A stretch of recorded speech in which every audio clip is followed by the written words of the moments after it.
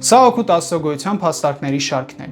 Եվ այս տեսանյութում խոսելու ենք ամերիկացի հայտնի փիլիսոփա Ալվին Փլանթինգայի մոդալ գոյաբանական կամ օնտոլոգիական փաստարկի մասին։ Մի պահ պատկերացրեք հետևյալ հարցը. հնարավոր է, որ գոյություն ունենա մի էակ, որն ունի հնարավոր բոլոր կատարելությունները՝ ամենագիտություն, ամենազորություն,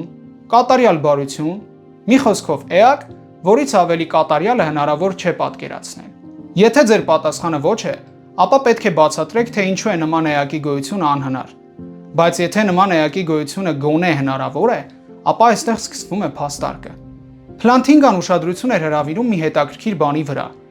Եթե այդպիսի էակը իրապես առավելագույն մեծությամբ էակ է, ապա նրա մեծությունը չի կարող կախված լինել պատահական հանգամանքներից։ Նա չի կարող գոյություն ունենալ մի հնարավոր աշխարհում, բայց գոյություն չունենալ մեկ այլ հնարավոր աշխարհում, որովհետև այդ դեպքում նա այլևս առավելագույն եւ կատարյալ չէր լինի։ Ուստի, եթե նման էակի գոյություն հնարավոր է, ապա նա պետք է գոյություն ունենա բոլոր հնարավոր աշխարհներում։ Իսկ եթե գոյություն ունի բոլոր հնարավոր աշխարհներում, ապա գոյություն ունի նաև իրական աշխարհում։ Իհարկե, այս փաստարկը չի ստիպում որևէ մեկին հավատալ Աստծուն, բայց այն ցույց է տալիս մի կարևոր բան.